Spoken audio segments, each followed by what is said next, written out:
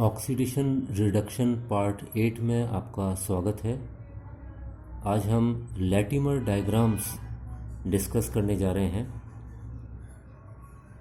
पिछले लेक्चर में मैंने बताया था कि किस तरीके से किसी एक मेटल आयन की डिफरेंट ऑक्सीडेशन स्टेट्स का बीच में जो रिलेटिव रिडक्शन पोटेंशियल है उसको दर्शाया जा सकता है with the help of Latimer diagrams. हमने देखा था कि ये आयरन की डिफरेंट ऑक्सीडेशन स्टेट्स हैं। +6 आयरन है, देन यहाँ +3 है, +2 है और यहाँ 0 ऑक्सीडेशन स्टेट है आयरन की। तो इन ऑक्सीडेशन स्टेट्स के बीच में जो रिलेटिव रिडक्शन पोटेंशियल है या इन ऑक्सीडेशन स्टेट्स का एक दूसरे में जो ट्रांसफॉर्मेशन है, परिवर्तन है, उसके लिए जितना रिडक्शन पोटेंशियल रिक्वायर्ड है या जितना इलेक्ट्रोड पोटेंशियल E0 रिक्वायर्ड है वो यहाँ पर दिया हुआ है। +6 से +3 में 2.20 वोल्ट पॉजिटिव, इसी तरीके से +3 से +2 0.77 वोल्ट पॉजिटिव। आयरन +2 से आयरन 0 ऑक्सीडेशन स्टेट में जो इलेक्ट्रोड पोटेंशियल है वो नेगेटिव 0.47 है। और इसी तरीके से अगर आयरन 3+ को डायरेक्ट हम आयरन 0 ऑक्सीडेशन स्टेट में कन्वर्ट करते हैं तो उसके लिए भी रिडक्शन पोटेंशियल नेगेटिव 0.057 है। हमें मालूम है कि कोई भी ट्रांसफॉर्मेशन, यानी मान लीजिए आयरन +6 से आयरन +3 में ट्रांसफॉर्म हो रहा है या बदल रहा है, तो ये प्रोसेस स्पॉन्टेनियस होगा या नहीं होगा, यानी यह प्रक्रम स्वतः प्रक्रम होगा या नहीं होगा, इसको हम इसके इलेक्ट्रोड पोटेंशियल से नहीं बता सकते हैं। उसके लिए हमें ये गिब्स फ्री एनर्जी चेंज मालूम होना चाहिए। गिब्स फ्री एनर्जी चेंज और इलेक्ट्रोड पोटेंशियल के बीच में ये रिलेशन है, इसको हम पहले डिस्कस कर चुके हैं। ΔG -n, n का मतलब है कि इलेक्ट्रॉन चेंज। जैसे कि यहाँ पे आयरन +6 ऑक्सीडेशन स्टेट में है, अगर ये +3 में ट्रांसफॉर्म होगा तो 3 इलेक्ट्रॉन लेगा, तो n की वैल्यू यहाँ पर 3 हो जाएगी। F फैराडे है जो कि एक कांस्टेंट है, और E0 इलेक्ट्रोड पोटेंशियल है जो इस पर्टिकुलर केस में +2.20 वोल्ट है। अब अगर हमें आयरन का +6 ऑक्सीडेशन स्टेट से +3 ऑक्सीडेशन स्टेट में ट्रांसफॉर्मेशन देखना है या परिवर्तन देखना है, तो हमें मालूम है कि उसके लिए इलेक्ट्रोड पोटेंशियल +2.20 वोल्ट है। अगर इस इक्वेशन में हम E0 की वैल्यू +2.20 वोल्ट रखेंगे, n की वैल्यू 3 है ही, तो इस पर्टिकुलर केस के लिए ΔG की वैल्यू हो जाएगी -3F और E0 की वैल्यू है × 2.20 वोल्ट। तो इस तरीके से ये जो वैल्यू आएगी ये आएगी -6.6F। तो ΔG वैल्यू -6.6F आएगी, और ये माइनस वैल्यू काफ़ी लार्ज है, बहुत बड़ी है, जिसको मैंने यहाँ दिखाया है कि ये जो ट्रांसफॉर्मेशन है इसके लिए ΔG वैल्यू बहुत लार्ज नेगेटिव है। इससे कंफ्यूज मत होइएगा, नेगेटिव को अपन स्मॉल मानते हैं, लेकिन यहाँ पे लार्ज नेगेटिव का मतलब है कि ये काफ़ी ज़्यादा नेगेटिव है। जितनी ज़्यादा ये नेगेटिव वैल्यू होगी उतना ही प्रोसेस स्पॉन्टेनियस होगा, आसानी से होगा, क्योंकि हम ये पहले डिस्कस कर चुके हैं कि ΔG अगर नेगेटिव होता है तो प्रोसेस स्पॉन्टेनियस होता है या प्रक्रम स्वतः होता है। अगर ΔG पॉजिटिव है तब उस केस में ये नॉन स्पॉन्टेनियस प्रोसेस होता है या इस प्रक्रम को कराने के लिए ऊर्जा की आवश्यकता है। तो इस पर्टिकुलर केस में, यानी आयरन का +6 ऑक्सीडेशन स्टेट से आयरन +3 ऑक्सीडेशन स्टेट में ट्रांसफॉर्मेशन के लिए ΔG वैल्यू काफ़ी ज़्यादा नेगेटिव है, इसलिए ये स्पॉन्टेनियस प्रोसेस होगा। जहाँ तक ऑक्सीडेशन रिडक्शन की बात है, तो हमें मालूम है कि हाइड्रोजन हाफ सेल के लिए हम इलेक्ट्रोड पोटेंशियल 0.00 वोल्ट मानते हैं। इसका मतलब ये नहीं है कि हाइड्रोजन ना तो ऑक्सीडाइजिंग एजेंट है ना रिड्यूसिंग एजेंट है। हमें मालूम है कि हाइड्रोजन रिड्यूसिंग एजेंट की तरह वर्क करता है। तो अब प्रश्न ये उठता है कि कौन सा इलेक्ट्रोड पोटेंशियल ऐसा है जिसे हम ये कह सकें कि उसकी ऑक्सीडाइजिंग और रिड्यूसिंग कैपेबिलिटीज़, यानी ऑक्सीकरण करने की क्षमता और अपचेत करने की क्षमता बराबर हो जाती हैं। तो डेफिनेटली वो 0.0 वोल्ट नहीं है, क्योंकि 0.0 वोल्ट का मतलब है हाइड्रोजन हाफ सेल रिएक्शन, और हाइड्रोजन एक रिड्यूसिंग एजेंट होता है। ऐसा देखा गया है कि जब इलेक्ट्रोड पोटेंशियल 0.8 वोल्ट से ज़्यादा पॉजिटिव होता है या ज़्यादा बड़ा होता है, तब वो एलिमेंट ऑक्सीडाइजिंग एजेंट की तरह काम करता है। अभी हमने देखा कि आयरन +6 आयरन +3 में कन्वर्ट होता है, और इसके लिए जो इलेक्ट्रोड पोटेंशियल है वो है +2.20 वोल्ट।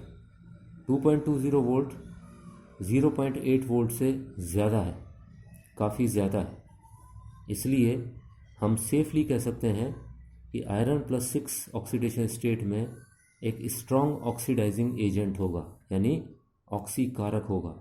ये इलेक्ट्रॉन लेके आयरन +3 में तब्दील होना चाहेगा तो खुद का अपचयन कर लेगा, और जो दूसरी स्पीशीज़ है उसका ऑक्सीकरण करेगा। तो मैं फिर से रिपीट कर रहा हूँ कि जब भी electrode potential greater than +0.8 volt होगा तो वो आयन या वो स्पीशीज़ या वो एलिमेंट ऑक्सीडाइजिंग एजेंट की तरह वर्क करेगा। फॉर एग्ज़ाम्पल, यहाँ पर iron +6 oxidation state oxidising agent की तरह काम करेगी, क्योंकि इसकी टेंडेंसी होगी आयरन 3+ में तब्दील होने की। हमने देखा कि इस प्रोसेस के लिए डेल्टा जी नेगेटिव है। क्योंकि नेगेटिव है इसलिए ये प्रोसेस आसानी से हो जाएगा, स्वतः हो जाएगा। हम बोलेंगे कि आयरन की +6 ऑक्सीडेशन स्टेट कम स्टेबल है आयरन +3 से, इसलिए आयरन +6 आयरन +3 में तब्दील होना चाहेगा।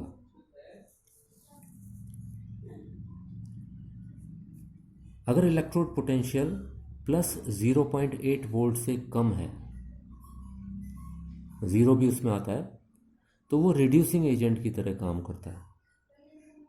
जितना 0.8 वोल्ट के नज़दीक होगा इलेक्ट्रोड पोटेंशियल, पॉजिटिव 0.8 के नज़दीक होगा, उतना ही वो कम रिड्यूसिंग होगा। लेकिन जितना ज़्यादा ये कम होगा और नेगेटिव होगा, उतना ही ये स्ट्रॉन्ग रिड्यूसिंग एजेंट होता चला जाएगा।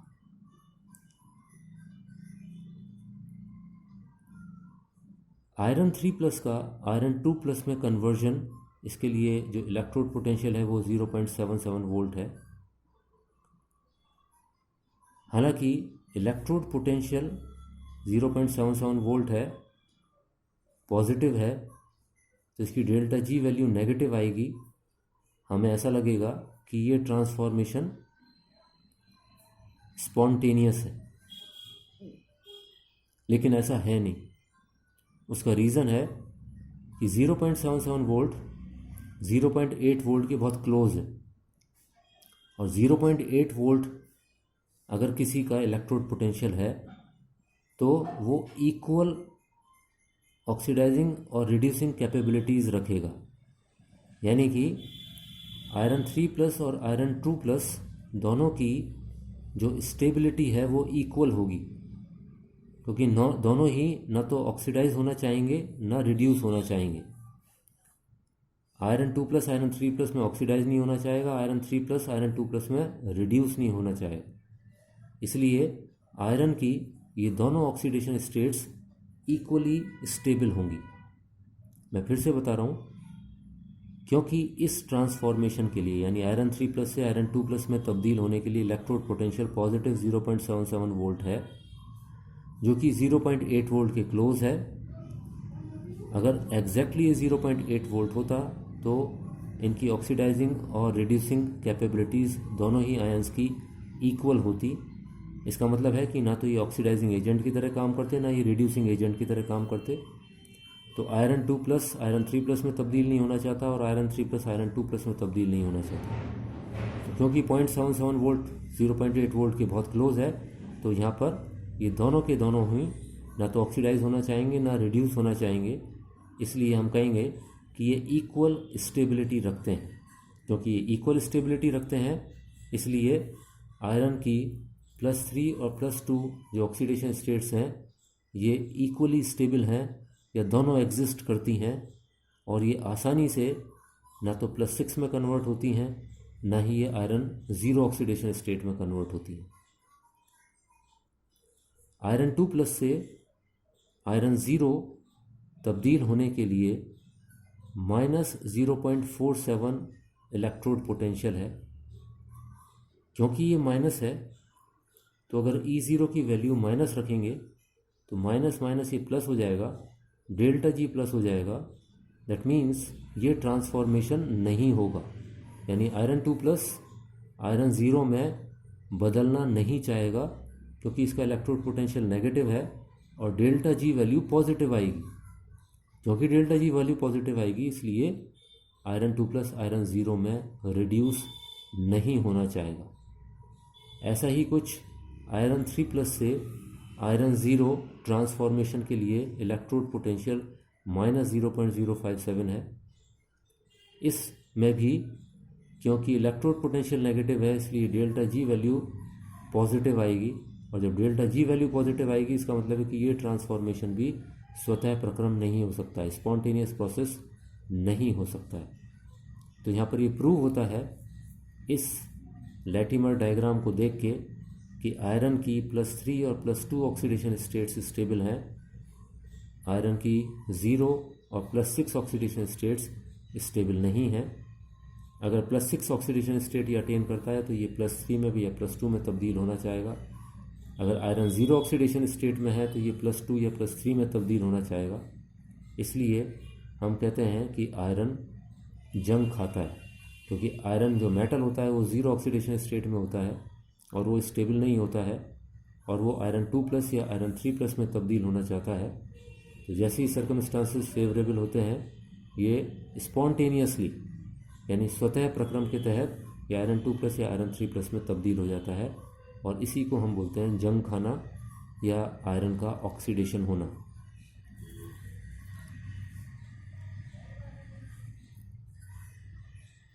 इस डायग्राम में एक चीज़ जो थोड़ी सी अजीब लग रही है वो है कि जब आयरन 3 प्लस से आयरन 2 प्लस में हम ट्रांसफॉर्मेशन करते हैं तो उसके लिए इलेक्ट्रोड पोटेंशियल 0.77 है, और जब आयरन 2 प्लस से आयरन 0 में हम इसको तब्दील करते हैं तब ये -0.47 है।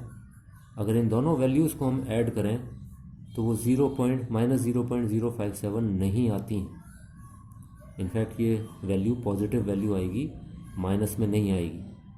तो अपेरेंटली देखने में लगता है कि यहाँ कुछ गलती है, कुछ गड़बड़ है, लेकिन ये गलती नहीं है, ये सोच समझ के ही लिखा गया है। और ऐसा कैसे होता है और क्यों होता है इसको हम नेक्स्ट लेक्चर में समझने की कोशिश करेंगे, और नेक्स्ट लेक्चर में डिसप्रपोर्शनेशन को भी जानने का प्रयास करेंगे, जिस शब्द को मैं बार बार पिछले 2 लेक्चर से काम में ले रहा हूँ। Thank you.